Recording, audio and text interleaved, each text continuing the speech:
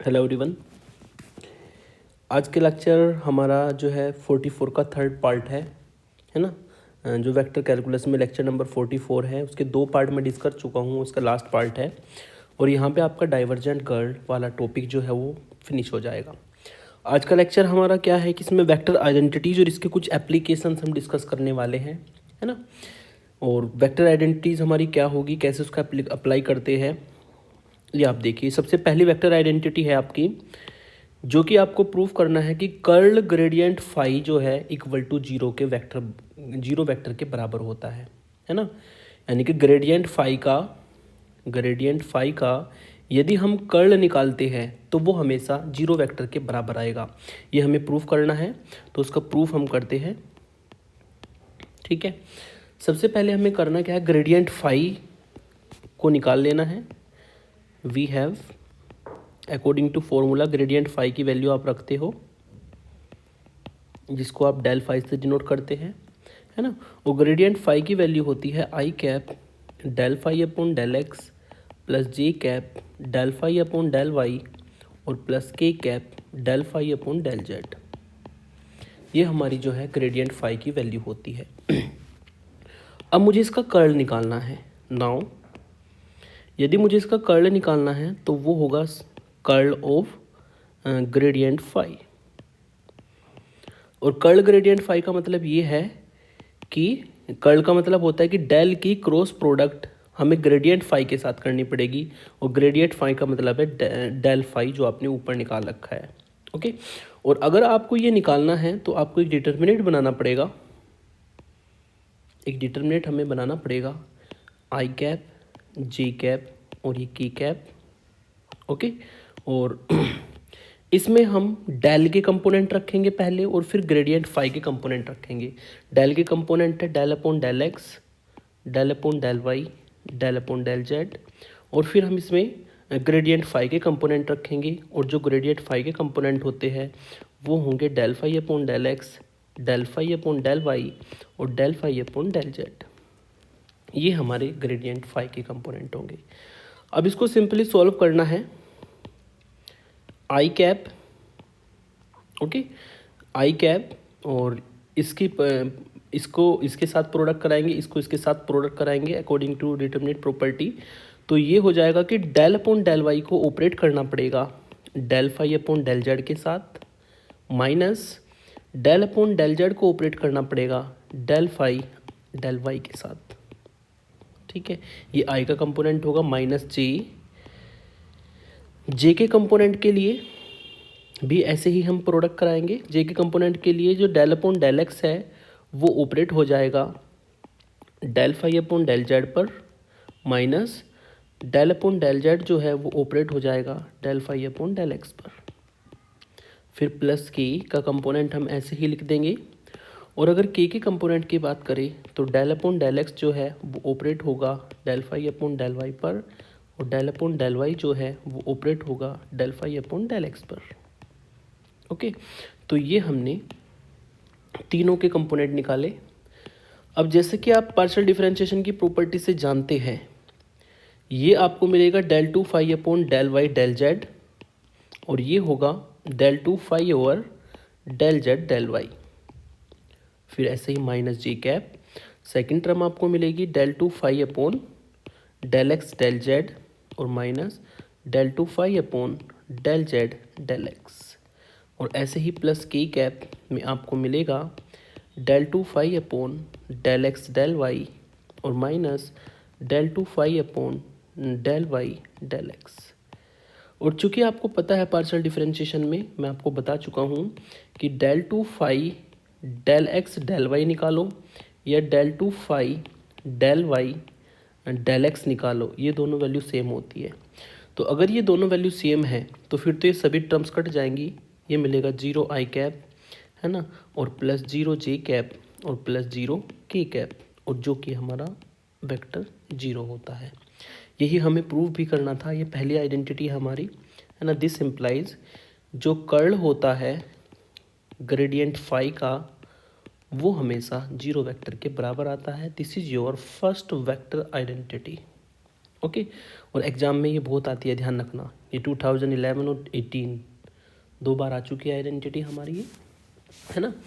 चलिए अब दूसरी आइडेंटिटी को प्रूफ करता हूँ मैं। दूसरी आइडेंटिटी है कि डाइवर्जेंट कर्ल अगर v का निकाले तो वो भी हमारा 0 वैल्यू के इक्वल होता है। ओके, ये 0 वैल्यू के इक्वल होगा, इसको भी प्रूफ करते हैं। हमें इसमें करना क्या है कि एक v वेक्टर पहले कंसीडर करना पड़ेगा। मैंने मान लिया कि जो v वेक्टर है वो है मेरा v1 i cap, v2 j cap, v3 k cap, ये मैंने v वेक्टर मान लिया। फिर आप इसका कर्ल निकाल सकते हो। पहले मुझे निकालना है कर्ल इस v का, और फिर जो आएगा उसका निकालना है मुझे डाइवर्जेंट, तो डाइवर्जेंट कर्ल v का निकल जाएगा। ओके, तो अब मुझे इसका कर्ल निकालना है। नाउ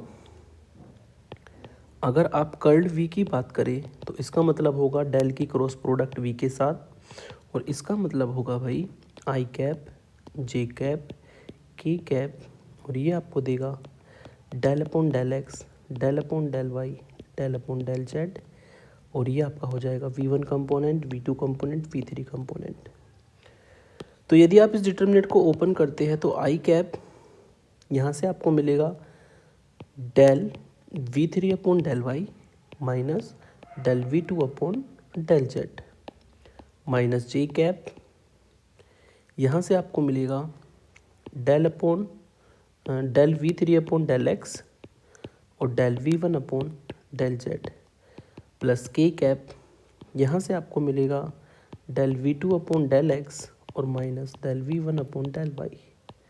तो ये हमारी कर्ल v की वैल्यू हो जाएगी अकॉर्डिंग टू डेफिनेशन। अब मुझे क्या करना है, इस कर्ल v का डाइवर्जेंट निकालना है। नाउ मुझे निकालना है डाइवर्जेंट किसका, ये जो कर्ल v मैंने ऊपर निकाला है, और इसका मतलब होगा मुझे डेल की डॉट प्रोडक्ट करनी पड़ेगी कर्ल v के साथ, और कर्ल v का मतलब क्या है, डेल की क्रॉस प्रोडक्ट v के साथ। तो दोनों से सिंबल रख दिए, और डॉट प्रोडक्ट में आप जानते हैं जब भी हम डॉट प्रोडक्ट कराते हैं तो उसमें आप जानते हैं कि i डॉट i 1 होता है, j डॉट j 1 होता है, और k डॉट k 1 होता है। ठीक है, तो यहाँ पे जो ऑपरेटर लगेगा हमारा वो कुछ इस तरीके से होगा, डेल अपॉन डेल एक्स मिलेगा, है ना, और i का कंपोनेंट ऊपर से del v3 upon del y minus del v2 upon del z। Okay, i dot i 1 हो जाएगा, फिर आपको minus del upon del y मिलेगा, और ये ऑपरेट हो जाएगा हमारा j के कंपोनेंट पर del v3 upon del x और minus del v1 upon del z। फिर ऐसे ही डेल अपॉन डेल z जो है वो ऑपरेट हो जाएगा del v2 upon del x और minus del v1 upon del y के। ठीक है, तो जो हमने कर्ल v निकाला था ऊपर, उसकी डॉट प्रोडक्ट डेल के साथ की, तो डेल के जो कोफिशिएंट होते हैं del upon del x, del upon del Y, del upon del z, वो यहाँ पे कर्ल v के जो कंपोनेंट है उनके साथ प्रोडक्ट कट जाएंगे। i dot I, J dot J, के डॉट के की वैल्यू 1 हो जाएगी। बस इसको सिंपली सॉल्व करेंगे। जब डेल अपॉन डेल एक्स को अंदर ऑपरेट करोगे तो del square v3 upon del x del y मिलेगा, माइनस ये आपको मिलेगा del square v2 upon del x del z, minus del square v3 upon del Y del x plus del square v1 upon del Y del z plus del square v2 upon del Z del x minus del square v1 upon del Z del y. ठीक है, तो हम यहाँ पर जो terms है वो काट देंगे। देखा जाए तो ये टर्म इससे कटेगी, ये टर्म इससे कटेगी, और ये टर्म इससे कटेगी, और काट करके आपको 0 मिलेगा। ओके, ये कैंसिल आउट होने के बाद आपको क्या वैल्यू देगा, 0 वैल्यू देगा। तो इससे हमने प्रूफ कर दिया कि जो डाइवर्जेंट होता है कर्ल v का वो किसके इक्वल होता है, 0 के इक्वल होता है। This is our second vector identity. Okay, और ये भी आप देख सकते हैं कि ये कई बार एग्जाम में आ चुकी है, 2011, 16 और 18 5 मार्क्स में आइडेंटिटी आई है कई बार। ओके, तीसरी वेक्टर आइडेंटिटी की बात करता हूँ। इसमें हमें प्रूफ करना है डाइवर्जेंट ग्रेडियंट फाई वो डेल स्क्वायर फाई के बराबर होता है।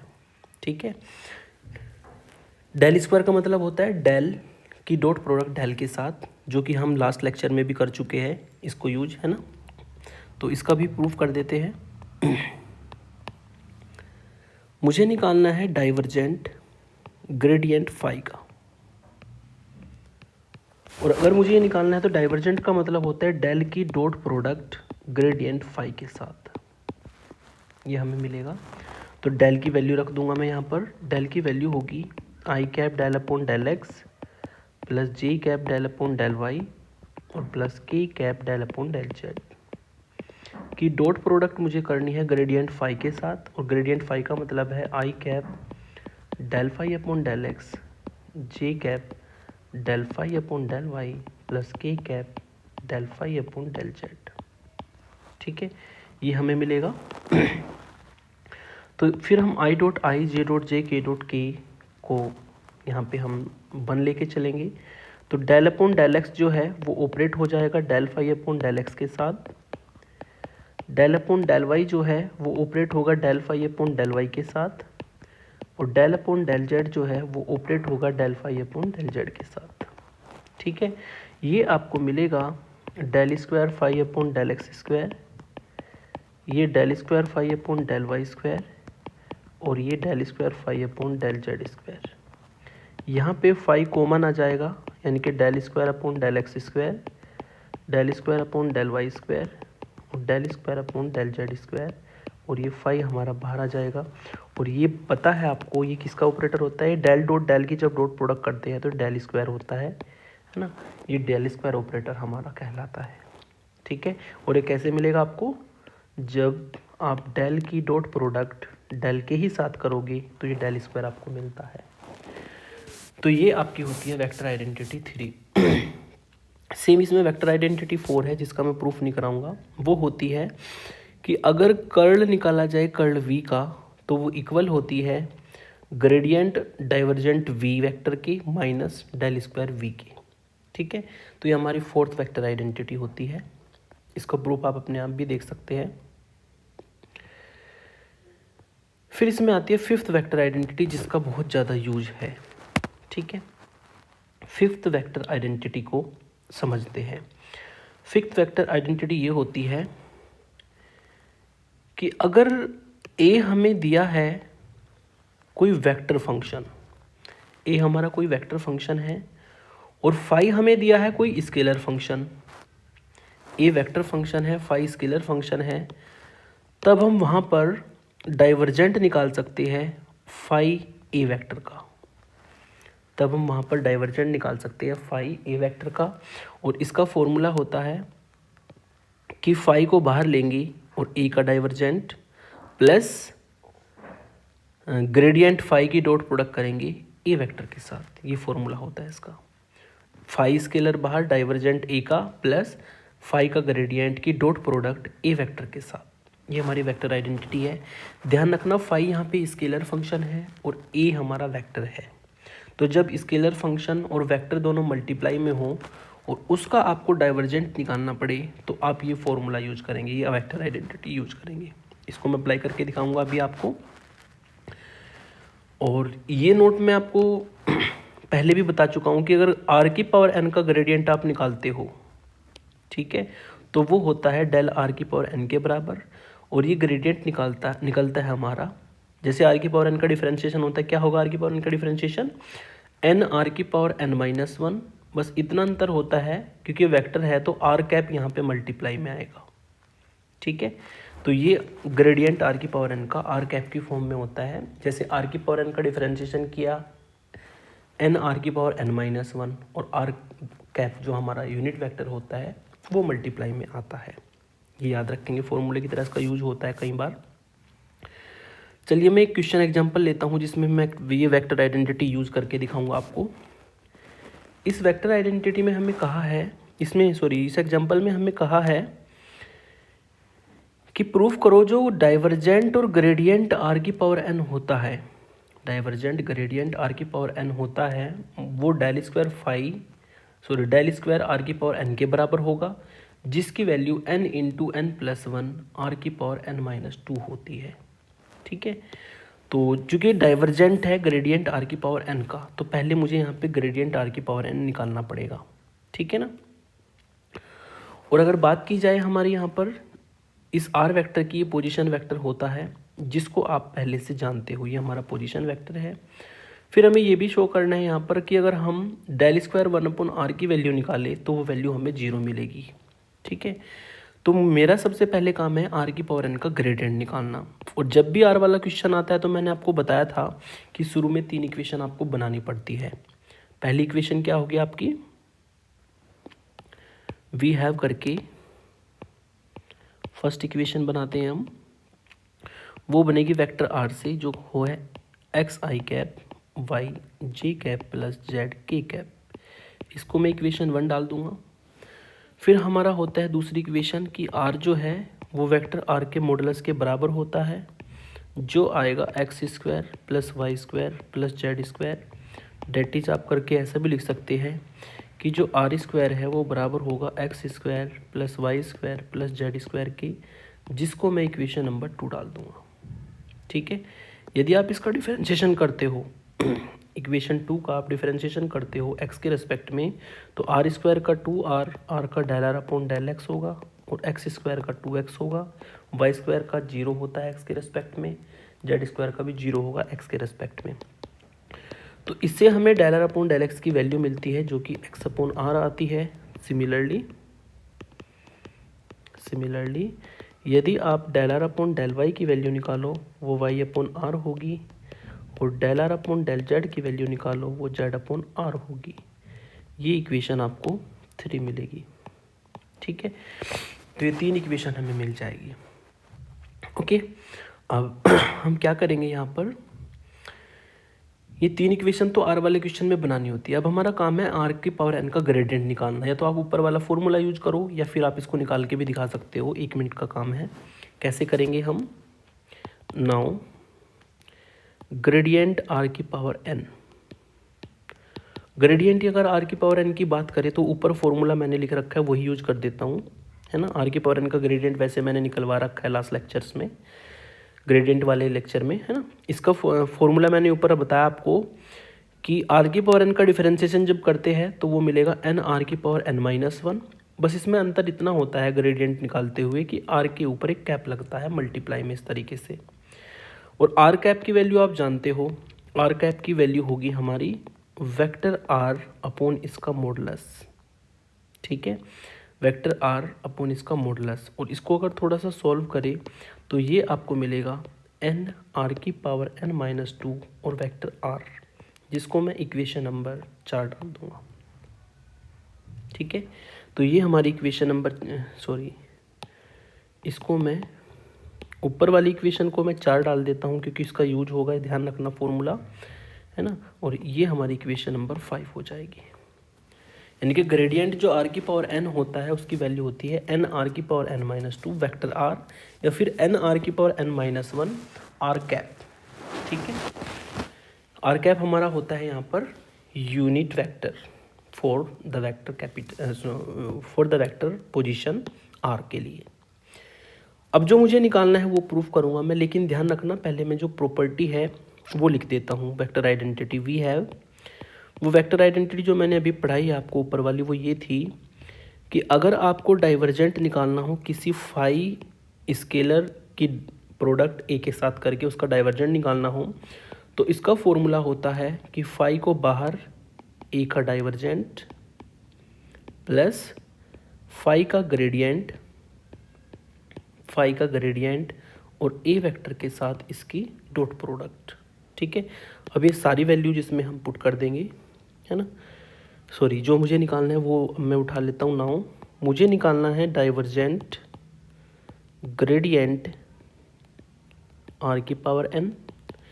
तो ग्रेडियंट आर की पावर एन की जो वैल्यू है ऊपर इक्वेशन नंबर 5 में वो मैं रख दूंगा। ये मिलेगा आपको डाइवर्जेंट, है ना। ये वैल्यू इक्वेशन 5 से है एन आर की पावर एन माइनस 2, और ये हमारा हो जाएगा आर कैप, ओके। और कौन सी इक्वेशन से बनेगा हमारा, फ्रॉम 5 से ये हमारा बनेगा, ठीक है। तो इक्वेशन 5 से आर कैप नहीं वेक्टर आर आएगा, इक्वेशन 5 से इसकी वैल्यू हो जाएगी हमारी ग्रेडियंट आर की पावर एन की एन आर की power n minus 2 vector r. फिर हम क्या करेंगे, इसमें जो ऊपर फॉर्मूला है वो लगाएंगे, पर ध्यान रखना जो फाई का काम करेगा वो स्केलर वैल्यू काम करेगी, यानी कि ये जो मैंने ग्रीन कलर से हाईलाइट किया है ये फाई का काम करेगा और वेक्टर का काम करेगा यहाँ पे आर। तो प्रॉपर्टी जो ऊपर है उसको मैं इक्वेशन 6 डाल देता हूँ। 6 को यूज करते हुए जो प्रॉपर्टी यहाँ पे लगाएंगे वो ये होगा कि फाई को मैं बाहर निकालूंगा, यानी कि एन आर की पावर एन माइनस 2 को मैं बाहर निकालूंगा और डाइवर्जेंट निकालना पड़ेगा मुझे आर वेक्टर का। ठीक है, फिर प्लस फाई का निकालना पड़ेगा ग्रेडियंट, और ग्रेडियंट का मतलब यहाँ पे किसका निकालना है, हमें ग्रेडियंट फाइंड करना है फाई का। फाई का काम कर रहा है यहाँ पे एन आर की पावर एन माइनस 2। इसकी डॉट प्रोडक्ट करनी है किसके साथ, ए वेक्टर के साथ, और ए वेक्टर का यहाँ पे काम करेगा आर वेक्टर। ठीक है, ए वेक्टर का काम कौन करेगा, यहाँ पे आर वेक्टर काम करेगा। तो इसको हम लिख सकते हैं यहाँ पे एन आर की पावर एन माइनस 2, और डाइवर्जेंट कर्ल वाले लेक्चर में मैंने सबसे पहला क्वेश्चन कराया था, आर का डाइवर्जेंट निकलवाया था जो कि 3 होता है, 3 मल्टीप्लाई में आ जाएगा। प्लस अब मुझे पहले ग्रेडियंट निकालना है एन आर की पावर एन माइनस 2 का, जो होगा एन ग्रेडियंट आर की पावर एन माइनस 2 का, और इसकी डॉट प्रोडक्ट कर देंगे हम। ठीक है, इसकी हम डॉट प्रोडक्ट कर देंगे किसके साथ, आर वेक्टर के साथ। इसमें मैंने कुछ नहीं किया, जो एन कांस्टेंट था वो मैंने बाहर निकाल लिया और ग्रेडियंट लग जाएगा आर की पावर एन माइनस 2 पर। अब इसमें हम क्या करेंगे, ये बन जाएगा 3n आर की power n minus 2 plus n इसमें कांस्टेंट की तरह बाहर है, और जब आर की पावर एन माइनस 2 का ग्रेडियंट निकालेंगे तो पहले इसका सिंपल डिफरेंशिएशन कर दो, एन माइनस 2 आर की पावर एन माइनस 3 हो जाएगा, और फिर जैसे कि ऊपर मैंने बताया था आर कैप से यहाँ पे मल्टीप्लाई हो जाएगी सिंपली, और इसकी मुझे डॉट प्रोडक्ट करनी है वेक्टर आर के साथ। ओके, तो जो कांस्टेंट टर्म है वो बाहर निकल जाएगी। कांस्टेंट टर्म मेरी यहाँ पर होगी n इंटू एन माइनस 2, जो कि मैंने बाहर निकाल ली। ठीक है, आर की पावर एन माइनस 3 भी हमारी यहाँ पे स्केलर क्वांटिटी बाहर आ जाएगी। अब आर का जो कैप है उसकी वैल्यू निकालूंगा मैं। आर के कैप की वैल्यू होगी वेक्टर आर अपॉन इसका मॉडुलस, और इसकी मुझे डॉट प्रोडक्ट करनी है वेक्टर आर के साथ। ठीक है, तो आर डॉट आर ये आपको आर स्क्वायर मिलेगा। ठीक है, एन इंटू एन माइनस 2, और ये आपको आर स्क्वायर मिलेगा। तो आर स्क्वायर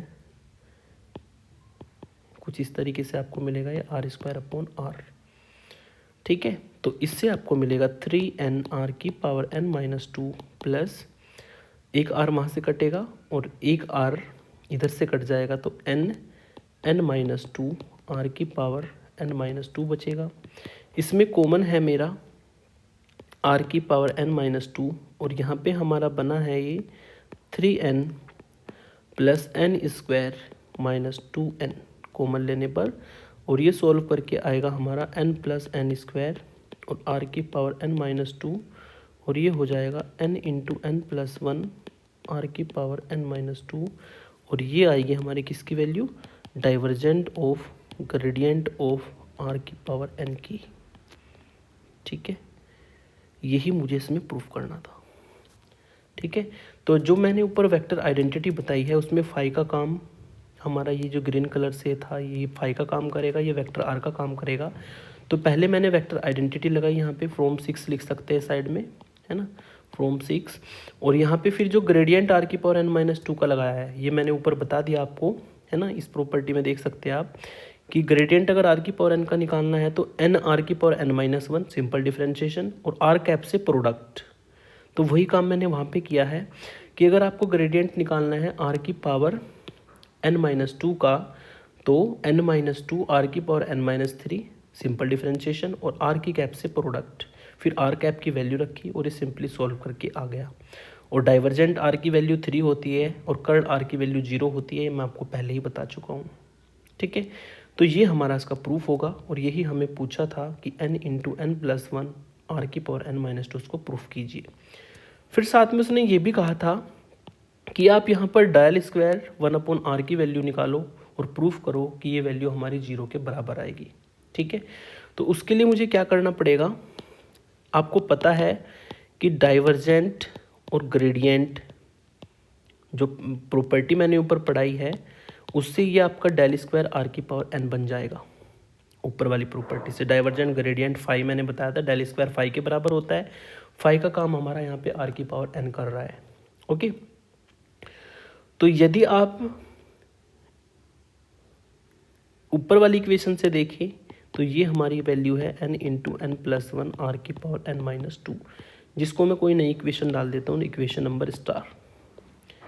यदि आप इस इक्वेशन स्टार में n की वैल्यू को -1 रख दो तो ये मिलेगा डेल स्क्वायर 1/r की वैल्यू, और ये आएगा -1 इंटू -1 प्लस 1 और r की पावर -3 और सोल्व करके 0 आएगा, है ना।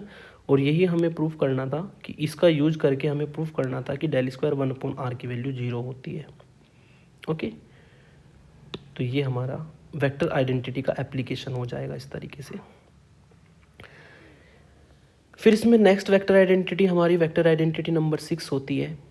बिल्कुल सेम है, बस डाइवर्जेंट की जगह पे कर्ल आ जाएगा।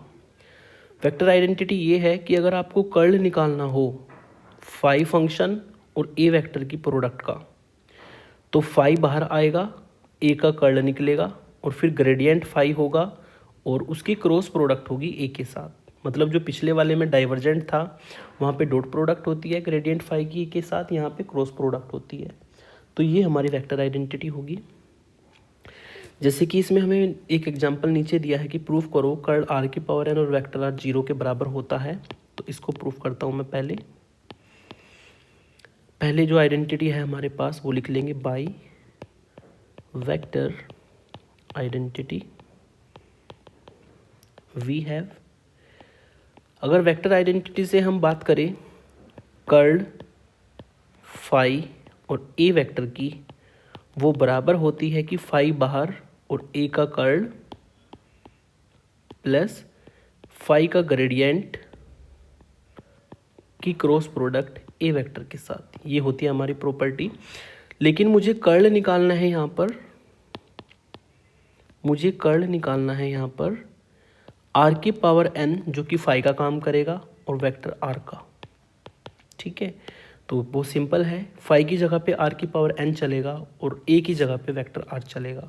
तो आर की पावर एन और ये आर का कर्ल प्लस आर की पावर एन का ग्रेडियंट और की क्रॉस प्रोडक्ट वेक्टर आर के साथ।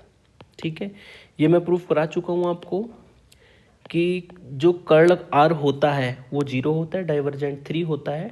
तो कर्ल आर की वैल्यू यहाँ पे 0 हो जाएगी, इनटू में 0 वेक्टर मिलेगा आपको, है ना, प्लस आर की पावर एन का ग्रेडियंट। तो फॉर्मूला मैं बता चुका हूँ, पहले सिंपल डिफरेंशिएशन कर दो, एन आर की पावर एन माइनस 1 और उसकी प्रोडक्ट आप आर कैप के साथ कर दो।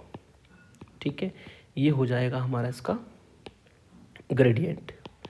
ये वेक्टर 0 हो जाएगा टोटल मल्टीप्लाई करके, और प्लस एन यहाँ पे कांस्टेंट है, आर की power n minus 1 scalar value है, आर कैप की वैल्यू होगी हमारी वेक्टर आर अपॉन इसका मॉडुलस और क्रॉस प्रोडक्ट आर के साथ। ठीक है, तो ये मिलेगा आपको एन आर की पावर एन माइनस 2 और आर की क्रॉस प्रोडक्ट आर के साथ। और आपको पता है कि जब दो सेम वेक्टर क्रॉस प्रोडक्ट करते हैं तो उसकी वैल्यू क्या होती है, हमेशा उसकी वैल्यू 0 होती है। तो उसकी वैल्यू अगर 0 है तो ये आपका सारा 0 मिल जाएगा। और यही हमें प्रूफ करना था कि कर्ल जो आर की पावर एन वेक्टर आर का होगा वो 0 वेक्टर के बराबर आएगा। ठीक है, तो ये हमारा इसका प्रूफ हो जाएगा। ओके, एक एग्जांपल और देखिए इसका।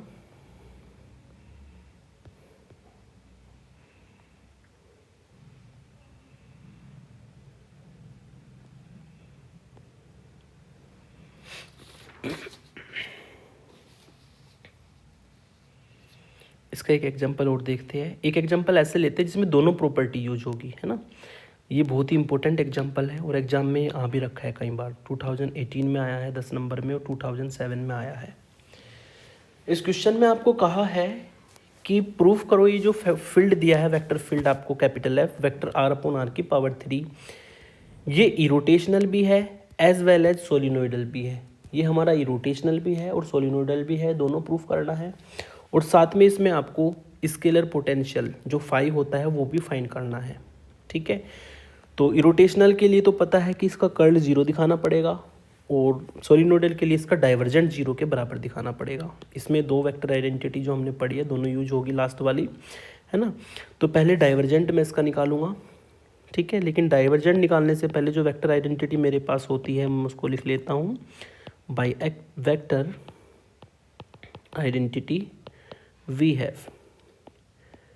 वेक्टर आइडेंटिटी से हम क्या रखते हैं, पहले डाइवर्जेंट वाली वेक्टर आइडेंटिटी होती है कि अगर डाइवर्जेंट निकालना हो किसी स्केलर फंक्शन वेक्टर के साथ प्रोडक्ट हो उसकी दोनों के लिए, तो उसका होता है हमारा फाई बाहर और ए का divergent plus gradient of phi की डॉट प्रोडक्ट ए वेक्टर के साथ। एक वेक्टर आइडेंटिटी मैंने ये बताई थी, इसको मैं इक्वेशन 1 डाल देता हूँ। तो डाइवर्जेंट निकालने में इसका यूज होगा, है ना। नाउ यदि आपको डाइवर्जेंट निकालना हो एफ का, तो एफ की वैल्यू रख दीजिए। एफ की वैल्यू हमें दी है वेक्टर आर और 1/r की पावर 3। तो मैं इसको इस फॉर्म में लिखूंगा ताकि आइडेंटिटी लग जाए, 1/r की पावर 3 वेक्टर आर। अब अगर ऊपर वाले फॉर्मूले से कंपैरिजन की जाए तो फाई की जगह पे चलेगा 1/r की पावर 3 और ए की जगह पे चलेगा वेक्टर आर। तो मैंने ये बिल्कुल सेम ऊपर से फॉर्मूला यूज कर दिया। फाई की जगह पे 1/r3 यूज किया, ठीक है, और ए की जगह पे मैंने आर वेक्टर यूज किया। फाई की जगह पे मैंने 1/r की पावर 3 यूज किया, है ना, और ए की जगह पे मैंने वेक्टर आर यूज किया। ऊपर वाली जो इक्वेशन 1 है वो मैंने यहाँ पे यूज कर दी फ्रॉम 1। फिर आपको पता है कि जो आर का डाइवर्जेंट होता है वो 3 के इक्वल होता है, प्लस ग्रेडियंट यहाँ पे मुझे निकालना है आर की पावर -3 का और डॉट प्रोडक्ट करनी है वेक्टर आर के साथ, है ना। तो इससे आपको मिलेगा 3/r की पावर 3 प्लस, और यहाँ पे r की पावर -3 का ग्रेडियंट अगर निकालना है तो सिंपल डिफरेंशिएशन आप पहले इसका कर देंगे। सिंपल डिफरेंशिएशन करोगे तो -3 r की पावर -4, और मैंने आपको बताया था सिंपल डिफरेंशिएशन के बाद r कैप की इसमें प्रोडक्ट करनी पड़ती है की डॉट प्रोडक्ट r वेक्टर के साथ, ठीक है। तो 3/r की पावर 3 प्लस यहाँ से आपको मिलेगा -3/r की पावर 4, और ये हो जाएगा हमारा वेक्टर r अपॉन इसका मॉडुलस की डॉट प्रोडक्ट r के साथ, ठीक है। जो स्केलर वैल्यू है वो तो बाहर आ जाएगा, तो ये मिलेगा आपको 3/r की पावर 3 -3/r की पावर 5, और ये r डॉट r, और r डॉट r की वैल्यू हमारी r² होती है, ठीक है। तो ये वैल्यू हमारी r² हो जाएगी, और जब ये इससे कटेगा तो 3/r की पावर 3 -3/r की पावर 3 इसकी वैल्यू हमारी 0 हो जाएगी। इसका मतलब जो आपने डाइवर्जेंट निकाला है आपका f का, जो आपने f का डाइवर्जेंट निकाला है वो 0 के बराबर है। इसका मतलब f जो है वो एक सोलिनोइडल वेक्टर है। f is a सोलिनोइडल vector.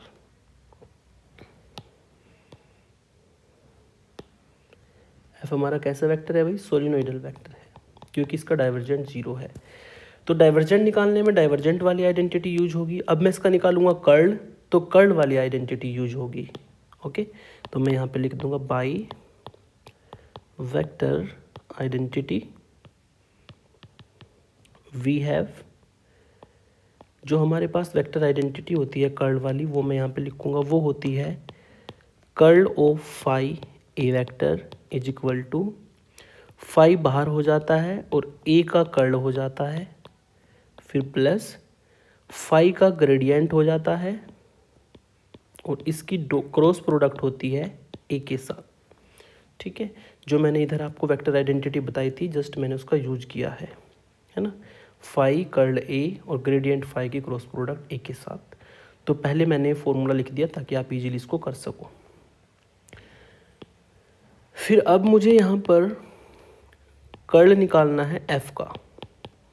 F की वैल्यू मुझे दी है यहाँ पर, उसको भी मैं थोड़ा सा सही करके लिखूँगा, 1/r की पावर 3 और वेक्टर r, है ना। 1/r³ वेक्टर आर ये हमें दिया है।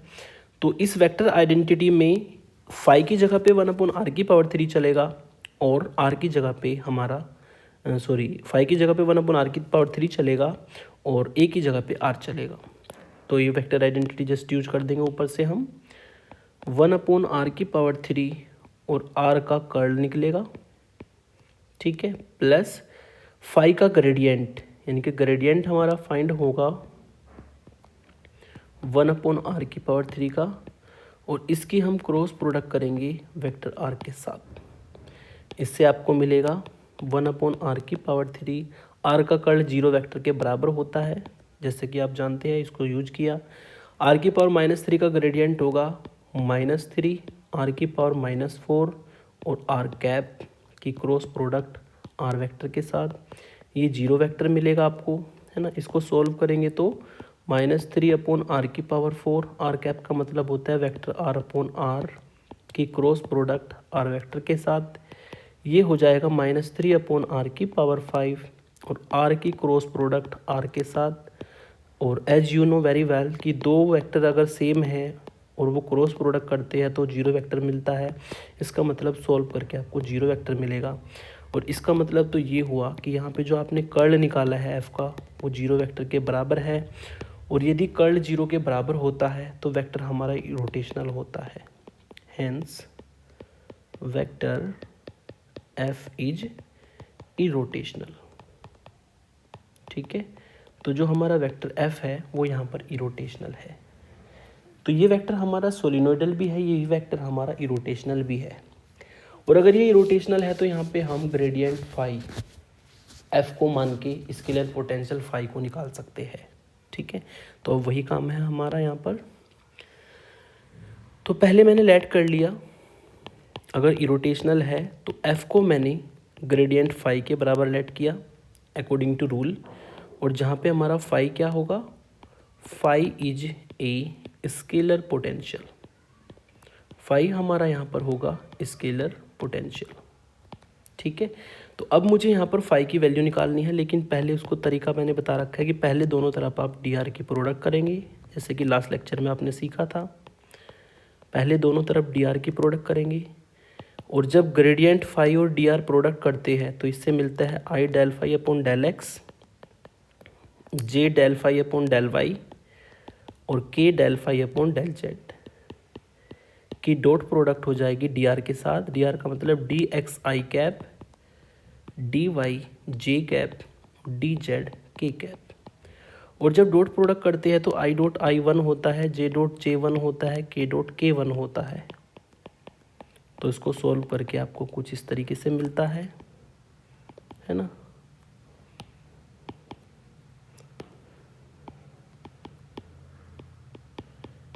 और ये फॉर्मूला हमारा बनेगा टोटल डिफरेंशिएशन से डी फाई का। इसका मतलब जो डी फाई की वैल्यू है वो एफ डॉट डी आर के बराबर है, ठीक है जी। तो मैं यहाँ पे क्या करूँगा, एफ की भी वैल्यू रख दूँगा और डी आर की भी वैल्यू रख दूँगा।